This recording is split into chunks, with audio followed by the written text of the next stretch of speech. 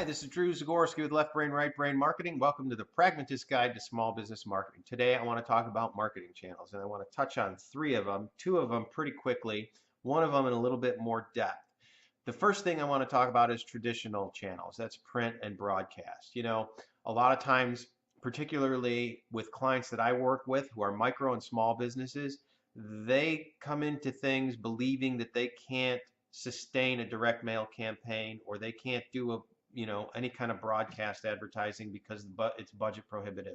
And in some cases it certainly is, but if you do it the right way, there are tools and channels and programs out there for you to do online, or I'm sorry, broadcast advertising, for example, particularly in the realm of radio. There are programs through the Postal Service for direct mail that are cost effective and can help you do it. So don't rule those things out. If you're going to do newspaper advertising, be sure that your package includes some online component, and most of them do now because the print versions of papers are really lowering in circulation, so they know, papers understand that they have to get you online. Next thing I want to talk about is digital advertising, and here I'm talking about number one, your website, and number two, online advertising through Google AdWords or through advertising on other websites. Make sure your website is built the right way, that's optimized for search, and it gives you the best possible chance to get a high placement in search. Search engines change all the time now, and it's really hard to stay ahead of it. So you almost have to engage with someone who understands search optimization.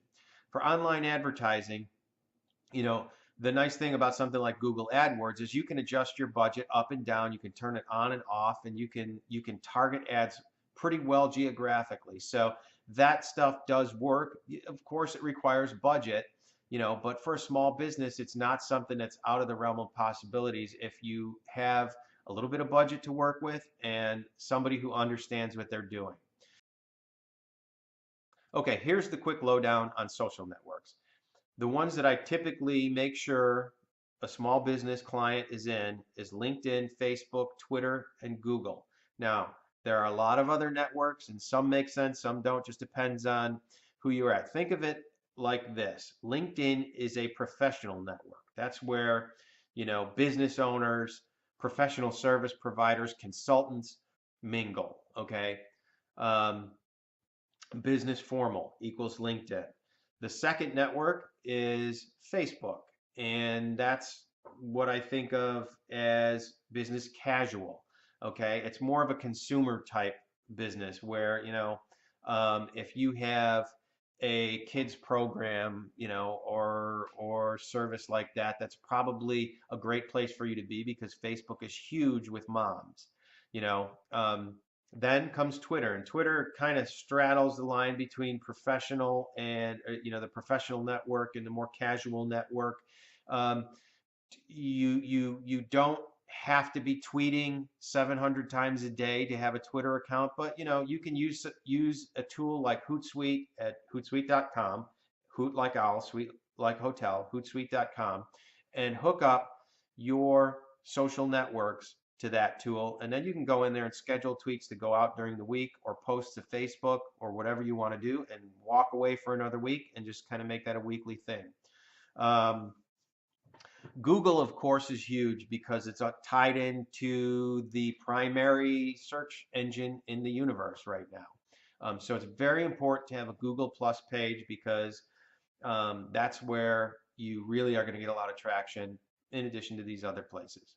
So when it comes to the channels available to you as a small business, understand that traditional channels like print and broadcast are not beyond your budgetary reach. You just need to work with somebody who understands what they're doing and knows what different programs and tools are out there. The digital channel, online advertising, and your website, again, work with somebody who knows it, who knows that game. So you're not wasting your time and money, and then maybe they can even manage it for you while you go run your business. But also be present in networks, particularly human networks. Are you a member of a chamber? Are you a member of an association? Be out there, press the flesh, shake hands, Be in front of people. If you are a business owner, you owe it to your business, yourself, your employees to be out there in person and people seeing you and shaking your hands and understanding your business. So this is Drew Zagorski with Left Brain, Right Brain Marketing. Thanks for listening, and we'll see you next time. Bye-bye.